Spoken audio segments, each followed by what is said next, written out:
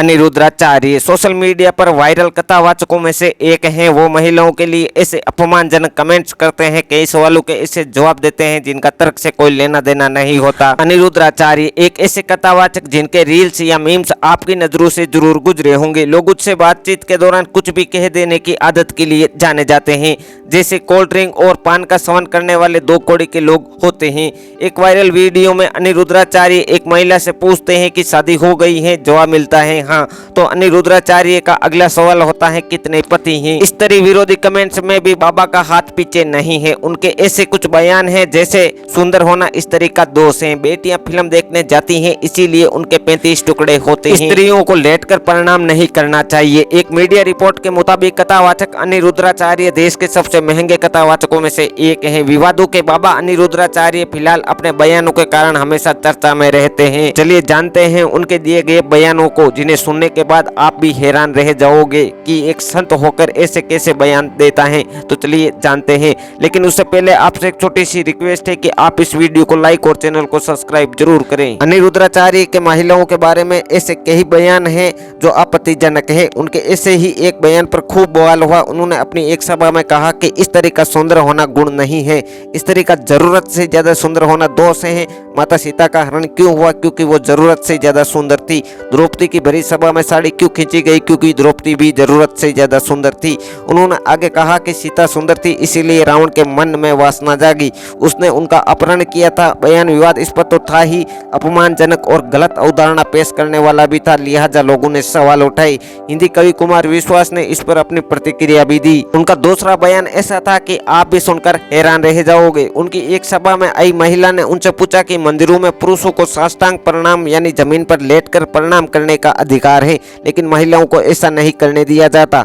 महिला ने इनसे इसका कारण पूछा तो अनिरुद्धाचार्य ने इसका जवाब कुछ इस तरह दिया। पहली बात तो ये है कि ये मर्यादित नहीं लगता, आप लेट जाए तो ये मर्यादा नहीं है। स्त्रियों के जो स्तन होते हैं वो धरती से टच नहीं होने चाहिए। धरती माँ एक माँ है और वो ये भार सहन नहीं कर पाती, इससे धरती डगमगाने लग जाती है। मैंने ऐसा बचपन में सुना है, ऐसी मान्यता है। अब कोई कहेगा कि कितना भार है, लेकिन फिर भी ये बात जो मैंने सुनी है वो आपको सुनाई है।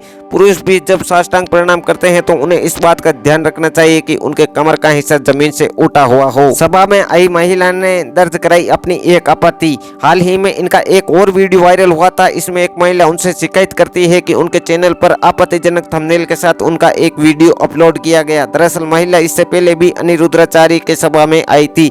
इस दौरान उनका एक वीडियो रिकॉर्ड किया गया जो अनिरुद्धाचार्य हमेशा करते हैं। इसके बाद उनके चैनल पर इस थंबनेल के साथ डाला गया कि महिला पर आया जिंदा भूत।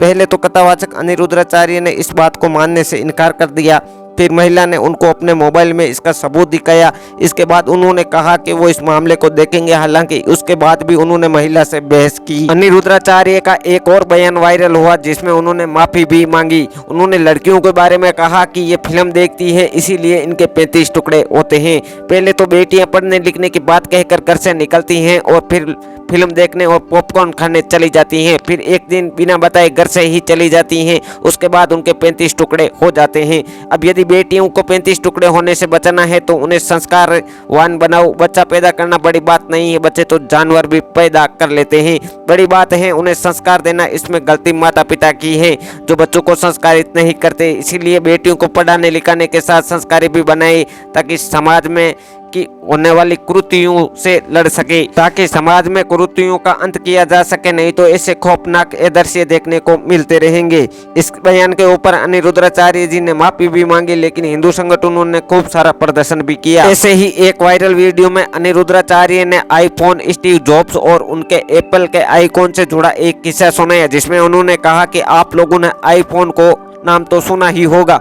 आईफोन सबसे बड़ा ब्रांड है। आईफोन के जितने भी प्रोडक्ट होते हैं उन पर कटा हुआ सेम बना होता है। और ये कहां से आया आपको मैं बताता हूं कि हमारे यहाँ एक संत हुआ करते थे नीम करोली बाबा। उनके पास अमेरिका का एक शिष्य स्टीव जॉब्स आया और उसने बोला कि गुरुजी हम एक फैक्ट्री डालना चाहते हैं, उस फैक्ट्री का नाम समझ नहीं आ रहा है। नीम करोली बाबा के पास एक सेम रखा हुआ था। उन्होंने सेम खाया और शिष्य को पकड़ा दिया और कहा ये लो तुम्हारी फैक्ट्री का नाम। बस एप्पल इतना बड़ा ब्रांड बन गया। इस बयान को देने के बाद सोशल मीडिया यूजर्स ने उनको घेर लिया और उनके दावे पर सवाल भी उठाए गए। अब बात करते हैं कि कौन है अनिरुद्धाचार्य। सोशल मीडिया पर वायरल अनिरुद्धाचार्य का एक यूट्यूब चैनल भी है। इसी चैनल पर उनके परिचय के लिए एक वीडियो भी है। इसके अनुसार इनका जन्म 27 सितंबर 1999 को मध्य प्रदेश के जबलपुर शहर से किलोमीटर दूर रेवंज गांव में हुआ। उन्होंने वर्धमान में रहकर वेद पुराण और शास्त्रों का अध्ययन किया। यहीं पर उन्होंने रामानुजाचार्य संप्रदाय से आने वाले संत गिरिराज शास्त्री से दीक्षा भी मिली। इसके बाद अनिरुद्धाचार्य ने अपनी जन्मस्थली पर ही पहली बार कथा वाचन किया। इसके बाद देश के अलग अलग हिस्सों में उनका कथा वाचन होने लगा। साल 2019 में वृंदावन में ही उन्होंने अपने आश्रम की नींव डाली। नाम दिया गया गौरी गोपाल आश्रम और काम बन गया। उनकी कथा सुनने हजारों लोगों की भीड़ पहुंचने लगी। सोशल मीडिया का सहारा मिला तो और पॉपुलर हुए। कथा सुनने आए लोग अपनी निजी जिंदगी से जुड़ी समस्याओं को लेकर इन तक पहुंचने लगे और लोगों से बातचीत और उनके दिए गए सुझाव और समाधान के वीडियो वायरल होने लगे।